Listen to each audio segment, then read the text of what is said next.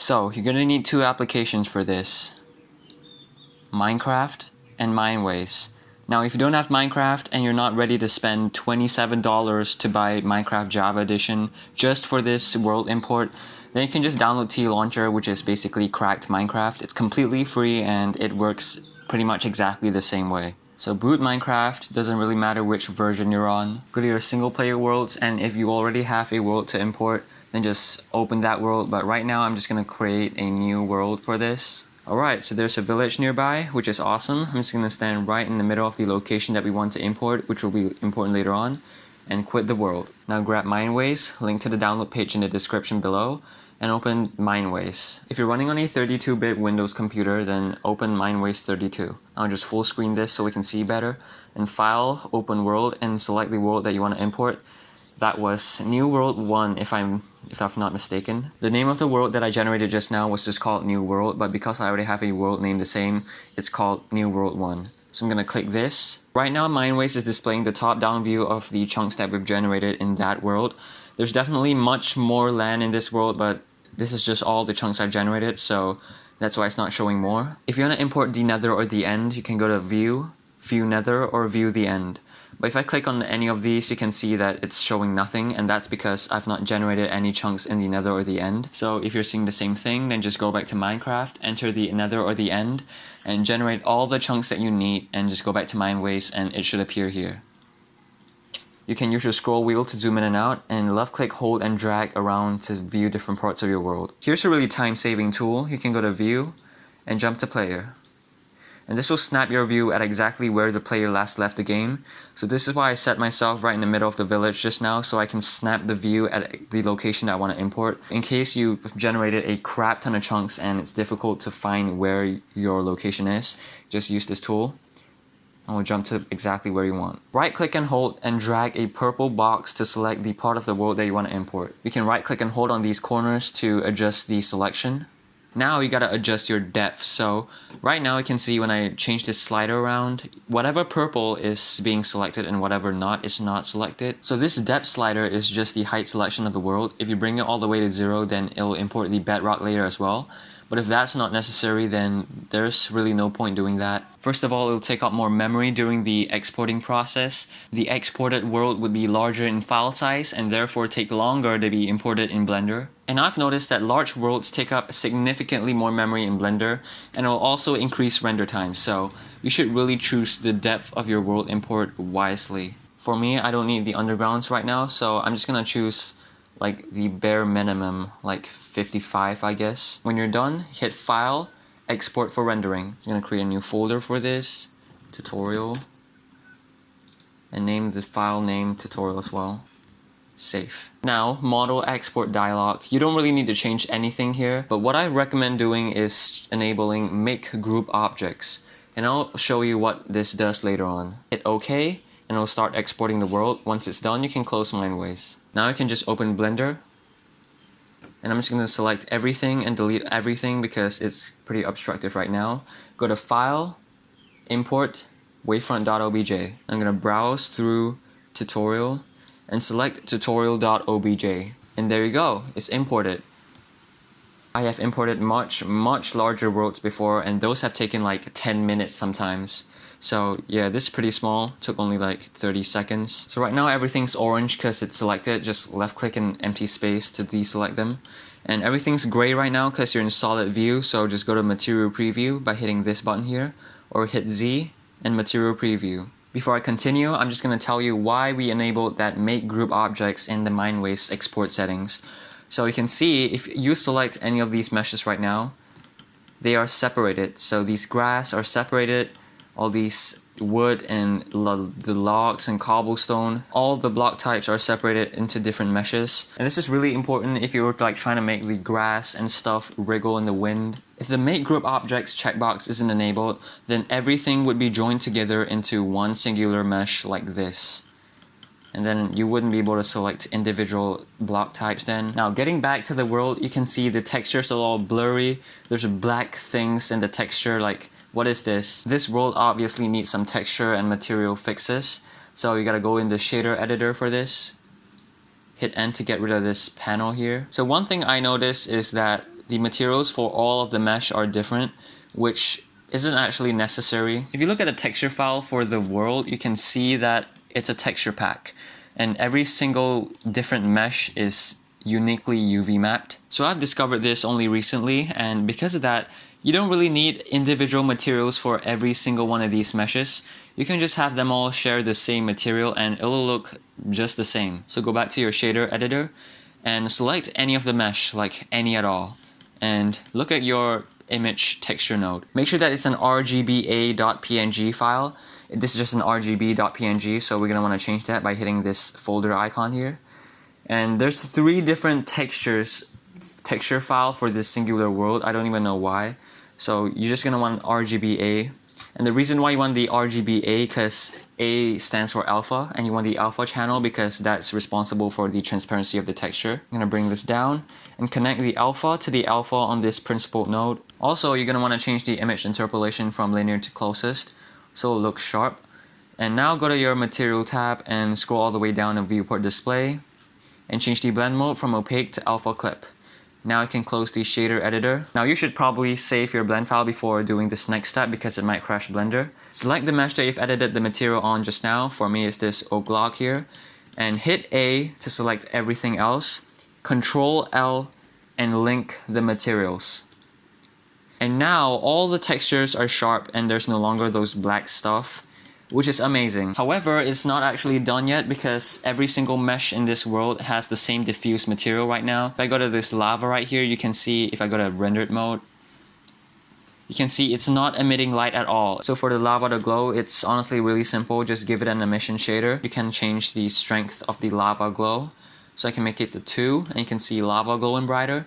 3, make it glowing brighter. And you should do this for every single other mesh that glows or needs a separate material for that. Now before I move on, you can see the sky is just gray in rendered mode, and I don't want it to continue looking like this, so I'm gonna go to the world tab. Right beside color, click on this circle icon and environment texture. Then hit open and browse a HDRI that you have. You can find really high quality HDRIs by going to HDRI Haven. Here you can go click on browse, and there's a crap ton of high quality HDRIs that you can use. We're doing a Minecraft environment render, so you're gonna want HDRIs that has a sky and hopefully not too much things at the sides because you might see those things in render. A HDRI like this one is a great one for our purpose. Really flat land, a great looking sky, and you can scroll down and download all the quality of this HDRI. Don't choose the really high resolution ones. Like I said, look at the file size. Takes up a lot of storage, a lot of memory, and it increases render time. 4K and 8K are the sweet spots. 4K would work just fine on slower computers while still looking pretty high quality. While I choose 8K all the time because my computer is pretty beefy. I've already downloaded those HDRIs, so I'm just gonna select them right here. Now I can see the world has a sky now, which is looking great. Alrighty, not gonna lie, this world looks pretty good now, but I'm aiming for a realistic Minecraft render. And there's still some changes needing to be made, like the water shader. Yeah, it's a bit too blue, looking too much like Minecraft. So for the water, you would either use the ocean modifier or a water shader. Both of them have their pros and cons. For the ocean modifier, you're actually dealing with true geometry. So if you start cranking the resolution too high, it will start getting really slow, and it's just not ideal for slower computers. It generates a really realistic and convincing water surface, which is easily reproduced. And because it's dealing with actual geometry, you can actually see the waves at the side of the river. However, if you're using a water shader, it will just be a completely flat plane, so you won't be able to see the waves at the side of the river. But since water shaders don't require geometry, you can scale it as big as you want to make it fill an entire ocean, which I have used in my Dream Gets Pranked animation, which takes place in a beach. And I used a water shader for the ocean. In this tutorial though, I'll be using the ocean modifier because it's really simple to do, and water shaders are just really complex, so I wouldn't want to touch that. Now, because of how processing intensive ocean modifiers are, I would only add it in places where necessary, so I'm gonna have to figure out my camera position first to see where some water is in the view. So I'm thinking like placing the camera right here, facing the village, will be a nice angle. This pond right here is probably the only place where water is visible, so the ocean modifier only works for planes. So That's why I'm adding this, and we're gonna have to like remove this. Instead of deleting it like that, I just wanna change the shader of this water to a transparent shader like that. So it will be invisible and won't appear in render, but we still know that there's water there because it's selectable. I do this every time because, you know, sometimes you just don't know where water is and you just won't put water there. So with this plane added, I'm gonna scale it up to the size of this pond. There's no reason to scale it up bigger than that. It fills the entire pond. I'm gonna bring it down by 1 block and down by a little bit. In the shader editor, I'm going to add a new material, give it full transmission.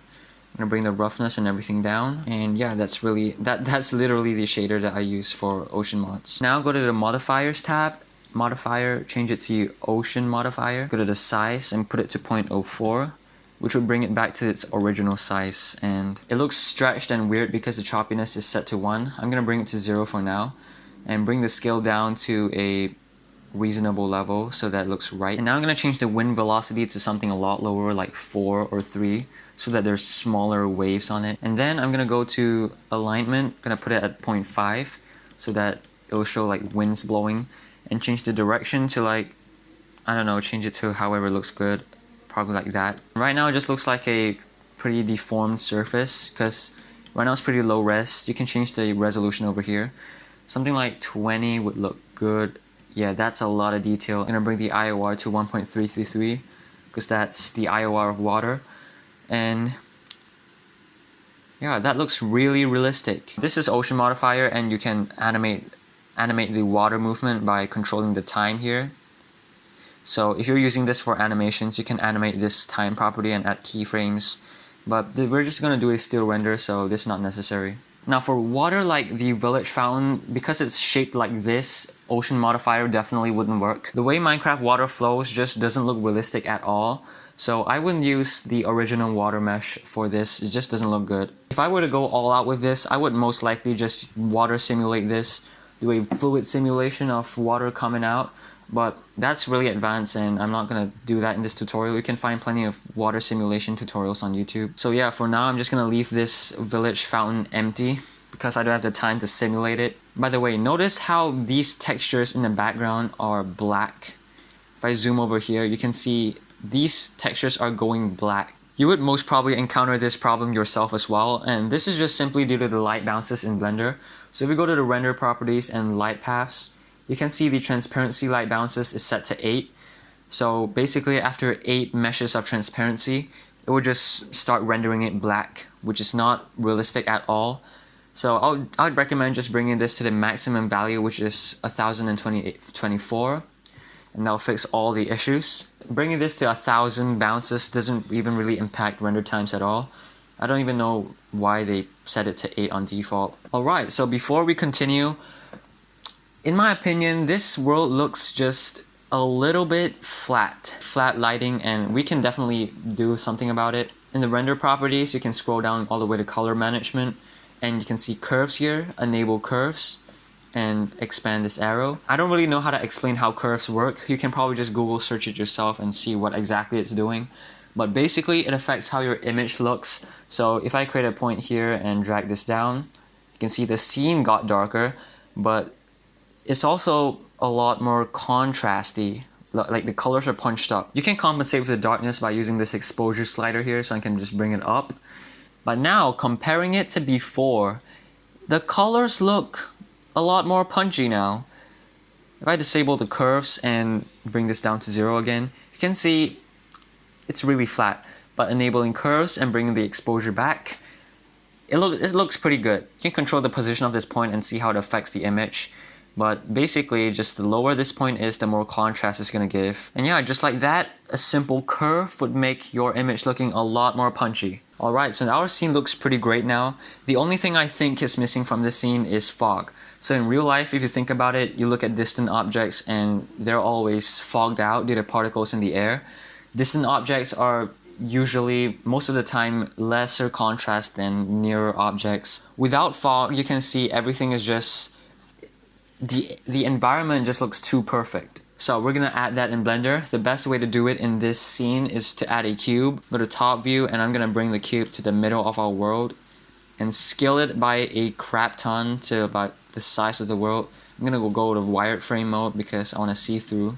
So the cube's in the center of our world. At the side view, I'm just gonna make it not too tall because I don't want the fog to extend all the way in the sky. Because I want the fog to like fade out from the horizon to the top. And then go to the shader editor and create a new material for this thing. Delete the principled node and add a volume scatter node. Connect the volume to the volume. And change the density by a ton. A lot lesser. Like 0.0005. And then we'll see how that looks in rendered view. And this is how that looks like so far. It's not really noticeable yet because it's quite a low value. Let's bump it out by 2 times. And alright, so now you can see a bit of fog. Alright, we can increase this even more, like probably 2 times. This is probably too much, but I just want to demonstrate something. So, there's a way to make the fog look a lot better than how it looks right now, because right now it looks kind of hazy, to be honest. I want the fog to be most dense at the horizon of the world, and it fades out above and below it. You can do that by changing the anisotropy value of the volume scatter node. So this is something that I don't see like anyone talking about. I don't even know why, but let's change it to like half right now. Alright, so half. You can already see nearer objects are not really fogged out anymore. As we increase this more, we bring it to 0.7, it gets even better. That bottom parts here, it's probably like not even fogging at all down here now.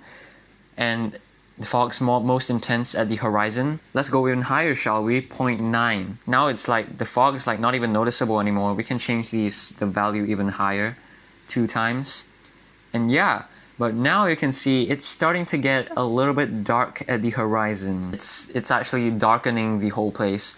And this is actually an artifact due to the insufficient light bounces. I don't know what anisotropy does exactly, but it requires quite a bit of light bounces. So if you increase the volume light bounces by just a bit, like 3 bounces, it would increase the render time. But now you can see this looks pretty good. It's also really noisy now because volume scatter, that's just the nature of volume scatter, so I'm going to increase the samples. To be fair, it's honestly quite intense right now, and honestly it does a really good job at blending the edge of the world from the sky. So this is honestly a really good way to improve environment Minecraft renders. Increasing the anisotropy value for your volume scatter fog makes a world of a difference to your renders. I would bring the volume bounces like all the way to the max as well, because yes, it will increase render time, but not unnecessarily. If your volume light bounces are really high and your anisotropy values are low, then honestly it won't even take that much longer to render. I can bring it to 0 anisotropy, and it renders pretty fast now. So this is with fog, and this is no fog. See the difference? Alright, so now I think we're ready to render this scene. So we just gotta pick our camera angle, and then we can render. So, I think we've deleted our camera just now, so we're just gonna create a new one. So hit Shift A and add a camera. Alright, so I'm gonna set my camera angle with my viewport camera first. Like this. This looks good. And now go to View, and Align View. Align active camera to view, or you can hit right click and change the shortcut. I've added the shortcut to be Control V, so hitting that, and boom. Alright, in the outliner tab, I think we should categorize everything because it's honestly useful if you want to like select things in your scene quickly. So I'm gonna first I'm gonna hide the camera. Go to top view, and I'm gonna select everything, and hit M to move it to a new collection. I'm just gonna call this world. I'm gonna shrink this collection down, and yeah, really organized. Everything in the world is in the world collection, and I can select the camera here. Alright, with your camera selected, you can see this camera setting here. I'm just gonna do my basic camera settings. 35mm looks fine to me. Probably move it a bit more like that. Enable depth of field, of course, like who wouldn't? That gives a crap ton more realism to your scenes. I'm gonna go to viewport display and enable limits so I can see exactly where the depth of field, focus distance lay. And I'm gonna bring it all the way to like the background, I guess, or to the pond. Honestly, it doesn't matter because it doesn't blur the background too much. My f-stop is at 1.8. Probably bring it even lower, like 1.2. Now you gotta choose your render samples. I would recommend at least 200 samples for a scene like this because of the volumetric fog. It makes it look quite noisy. I'm gonna use 1,000 samples for this scene because it's a still render, and probably make this a little bit higher resolution, probably like 2K. Now go to compositing, and I'm just gonna set up a basic denoiser node with denoising data enabled. I'm gonna add a denoise node and connect denoising normal and albedo here. Alright, so although we're ready to render right now, I just want to check one more time how the render actually looks. And we're gonna make final changes to the lighting and stuff. Okay. Alright, luckily I've taken another look because I actually need some changes to be made in this render. So I've changed these camera angles so it looks better. I think this camera angle looks better, and I've also modified the fog a bit. Now I think we are ready to render.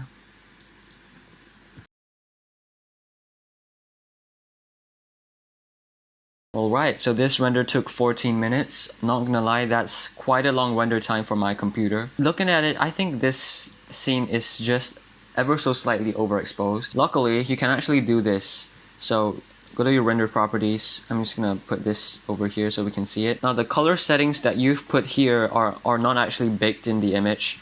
So you can actually still control the exposure, and it controls it in real time, as well as the curves. So honestly, you don't really need to worry too much if it doesn't look the way you need it to, because you can change it even after it's rendered. Yeah, I think this render is finished. So all you need to do is just go image, save. PNG is good. You can choose any other format if you want. And I would bring compression all the way to 100% for PNG because compression is lossless, meaning it won't lose any quality. And yeah, name this tutorial render. This image file will be available in the description below, by the way. Save image, and because compression is at 100%, it would take quite a bit of time to save this. When it's done, it will appear in the desktop or the file location you set it to. And there you go. You've got your render.